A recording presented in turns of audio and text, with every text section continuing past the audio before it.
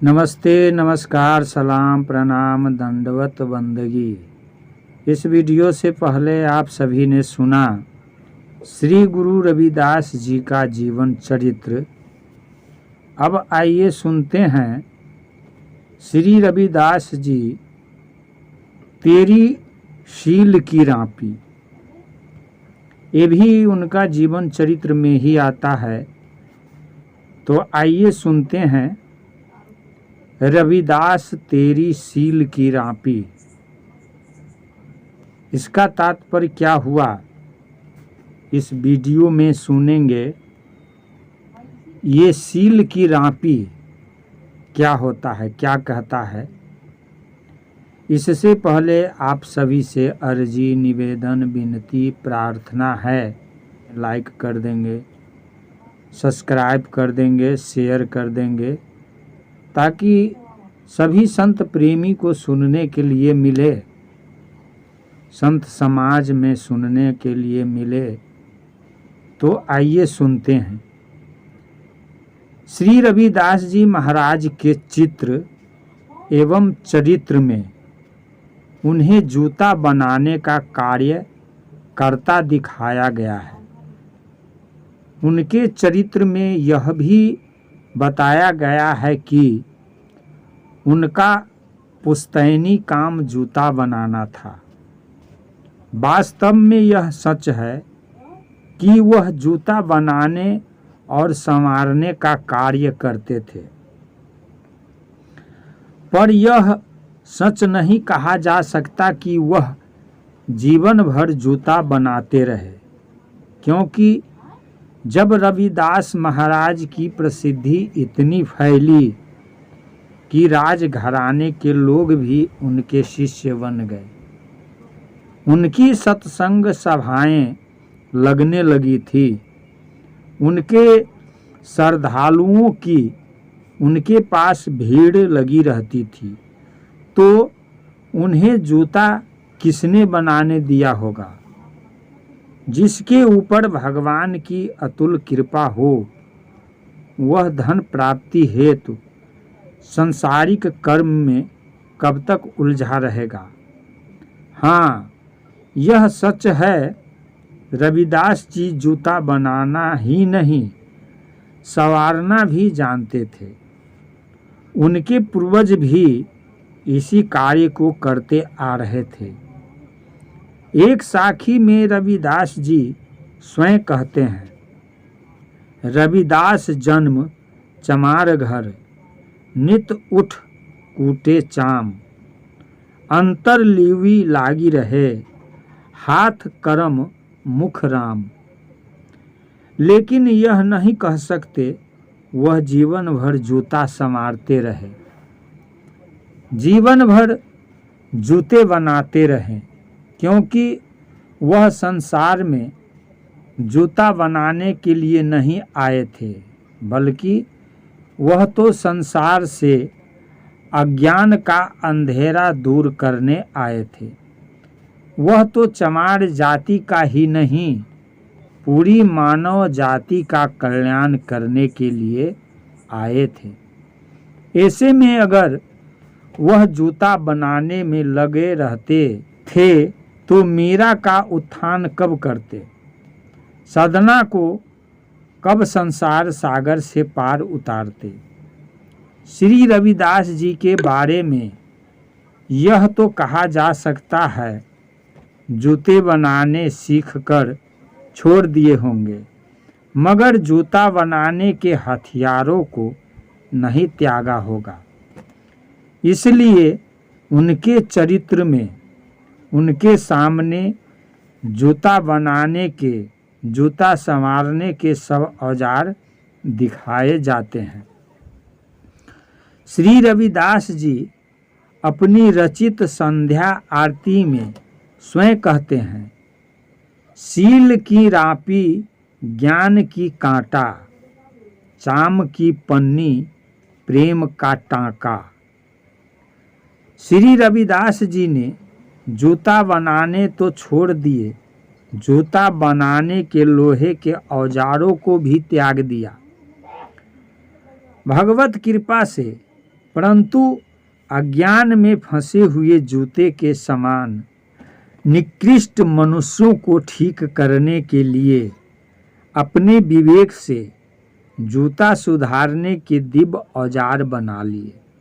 इसलिए वह कहते हैं, सील की रापी, ज्ञान का कांटा, चाम की पन्नी, प्रेम का टांका।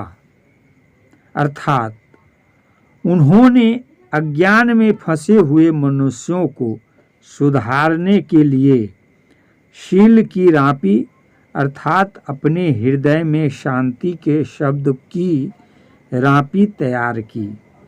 इसलिए अपनी वाणी में यह भी कहा है, शब्द है तलवार, अज्ञान में फंसे लोगों को सुधारने के लिए ज्ञान की रापी, शांत शब्द की रापी, मधुर वाणी की रापी तैयार की।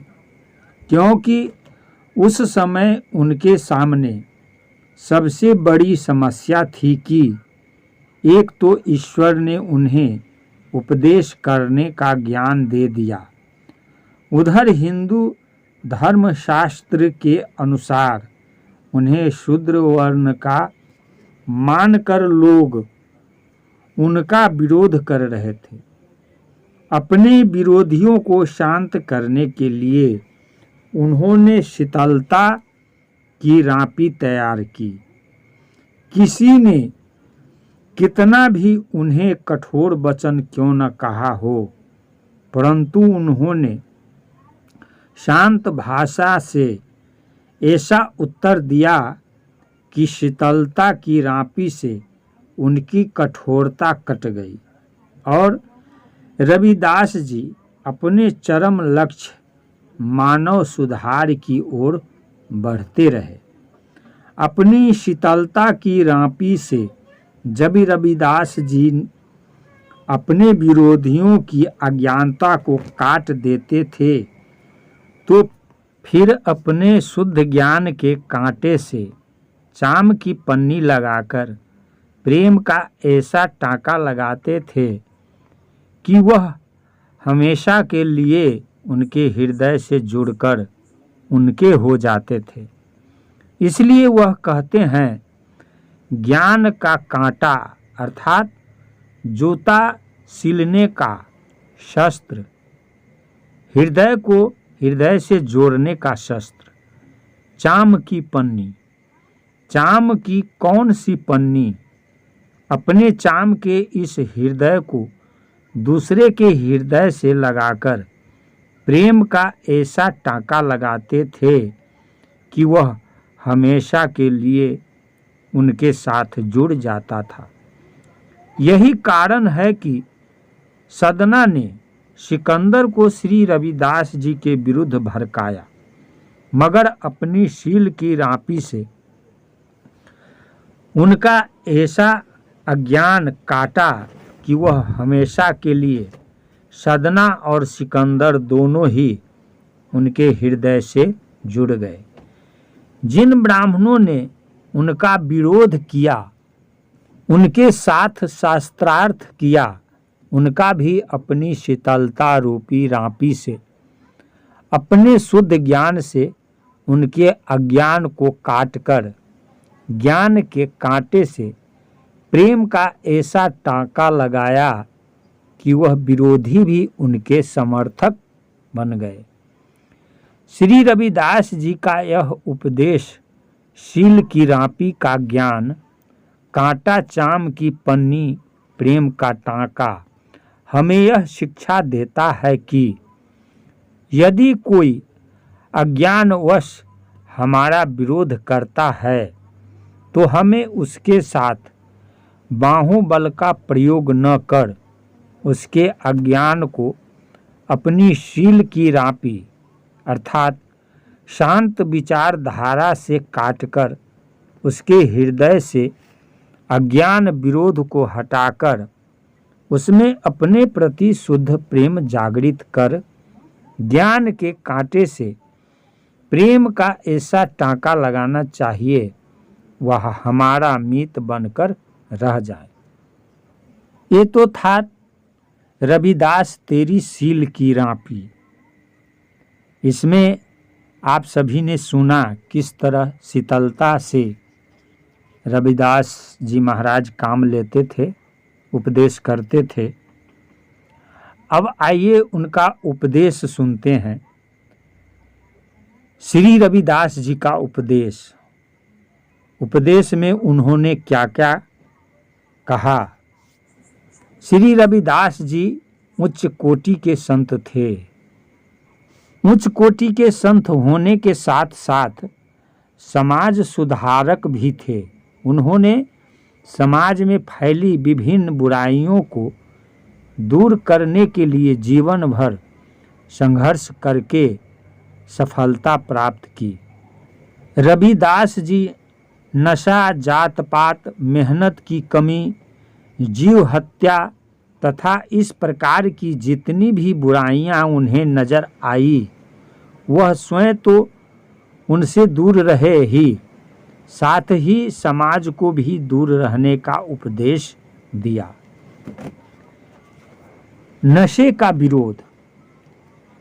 नशा मनुष्य के एक जन्म का नहीं बल्कि जन्म जन्म का नाश कर मनुष्य को पशु योनि में गिरा देता है। इसलिए रविदास जी ने नशे का विरोध करते हुए कहते हैं, भांग तमाखू अमल छोतरा, जब जन पिए भुलाए, राम रसायन संत पिए, जिनके और न सुभाए। अर्थात भांग तंबाकू का नशा सब लोगों के मन को भाता है, जबकि यह जीवन का नाश करने वाला है। पर राम रसायन संत तो राम नाम का आनंद पीते हैं, प्राप्त करते हैं। राम नाम में वो स्वाद है जिस स्वाद को एक बार प्राप्त कर लेने के बाद किसी और स्वाद की इच्छा नहीं रह जाती।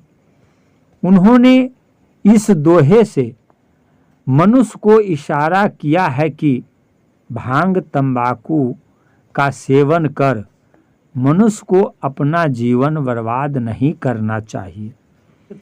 श्री रविदास जी ने भांग तंबाकू ही नहीं, नशे के अन्य सब पदार्थों के सेवन का विरोध किया।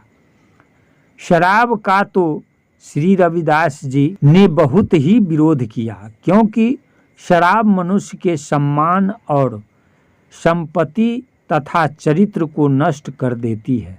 इसलिए रविदास जी कहते हैं, शराब क्या पीबती जो चढ़त और उतरात, नाम महारस पीजिए जो चढ़त नहीं उतरात।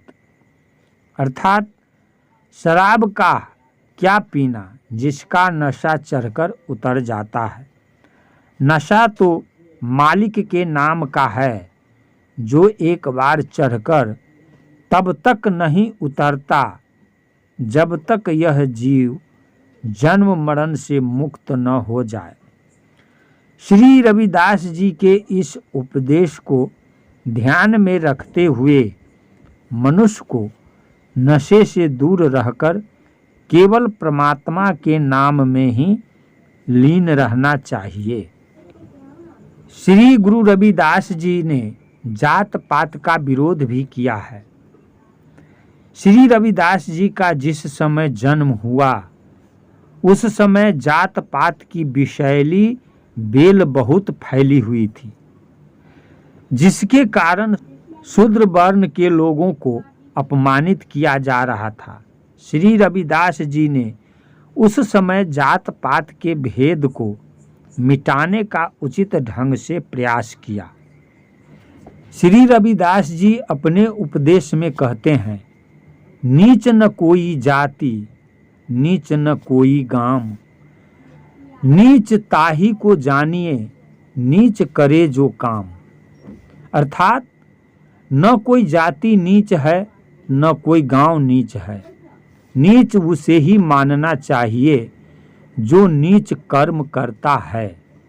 श्री रविदास जी के इस उपदेश से स्पष्ट होता है, वह जन्म व जाति के आधार पर नहीं, कर्म के आधार पर नीच मानते थे। ऊंचा कुल न जन्मया, खा जाता अभिमान, नीचे कुल में जन्मया, नौ करूँ सलाम। अर्थात अच्छा हुआ जो ऊंचे कुल में मेरा जन्म नहीं हुआ, नहीं तो उच्च जाति के अभिमान में मैं हरि भजन से दूर ही रहता और मुझे जाति का अभिमान खा जाता। हे भगवान, तेरी कृपा है जो नीचे कुल में जन्म लिया और मैं अभिमान से बच गया। इसके लिए मैं बारंबार नमस्कार करता हूँ।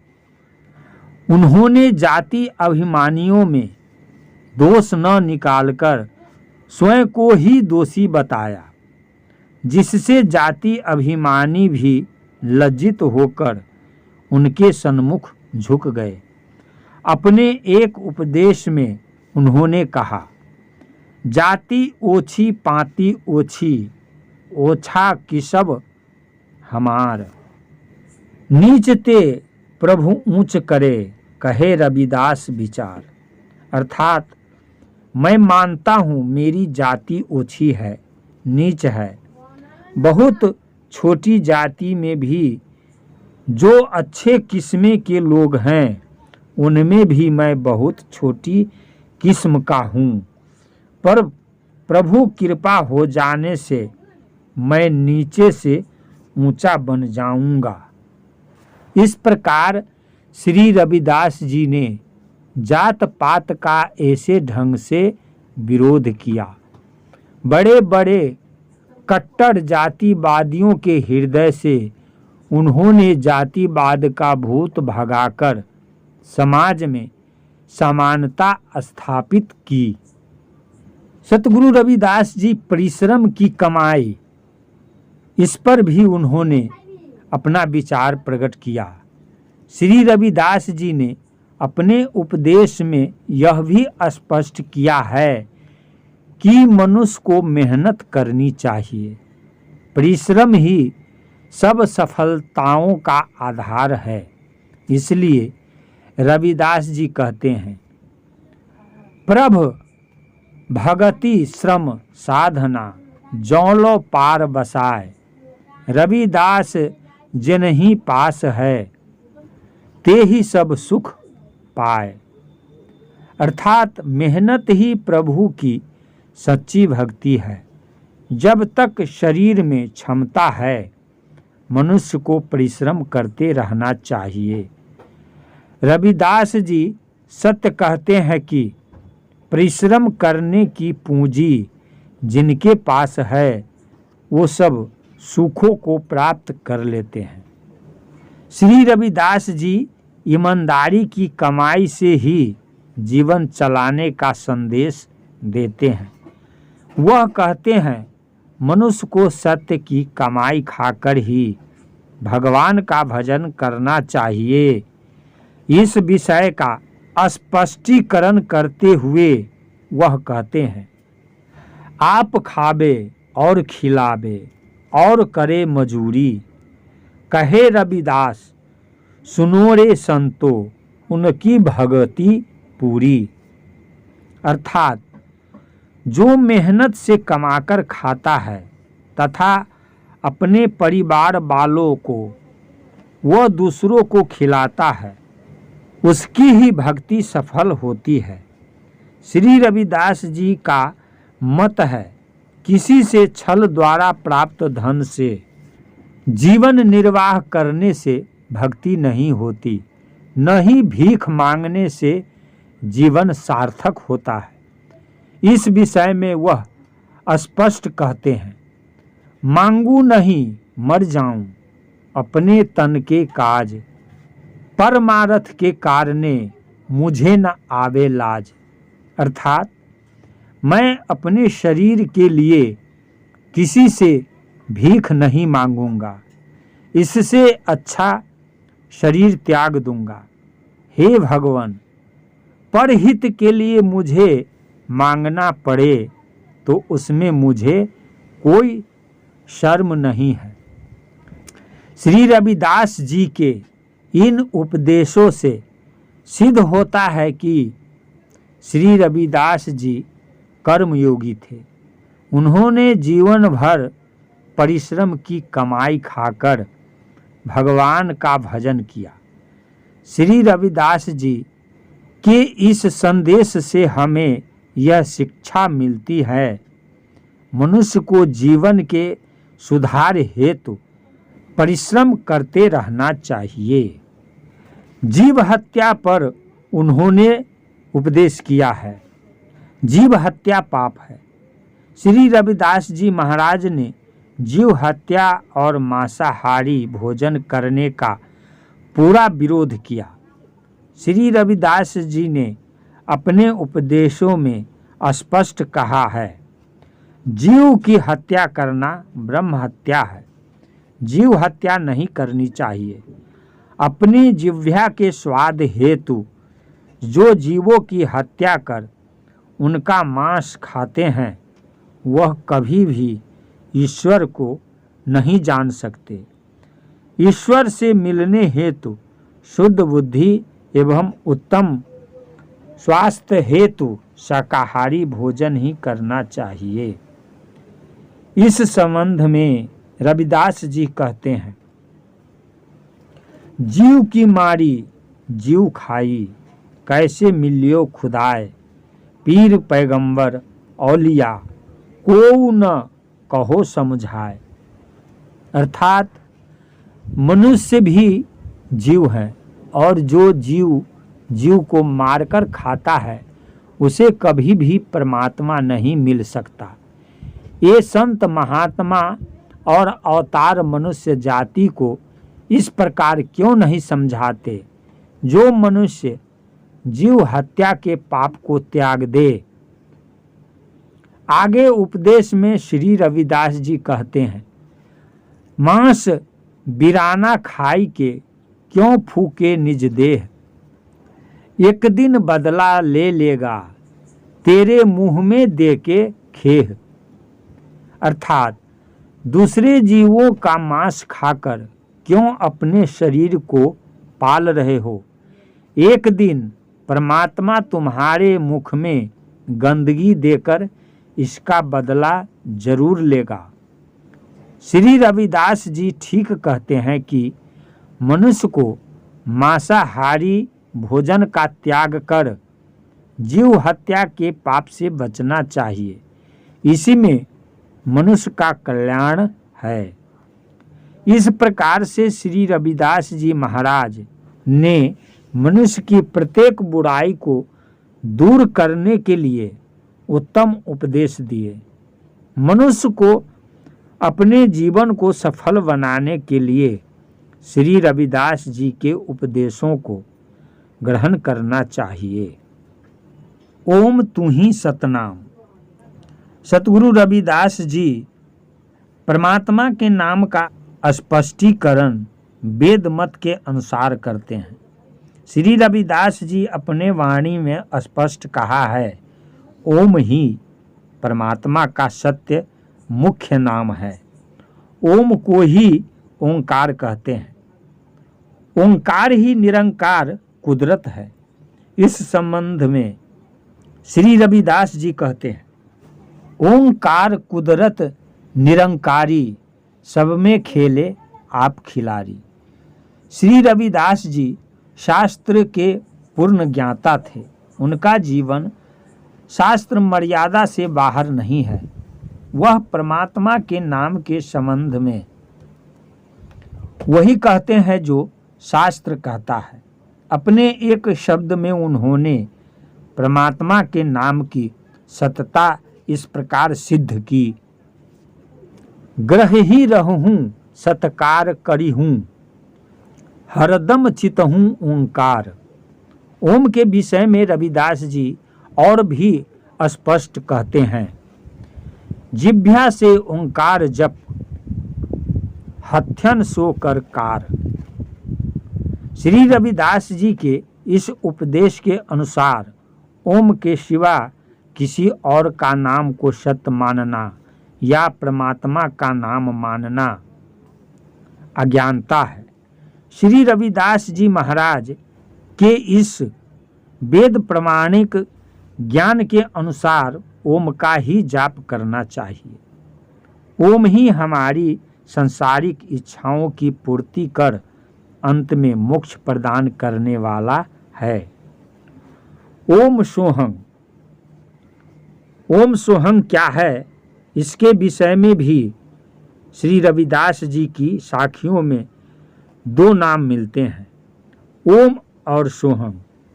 वास्तव में वैदिक आधार पर केवल यही दो प्रधान मंत्र हैं।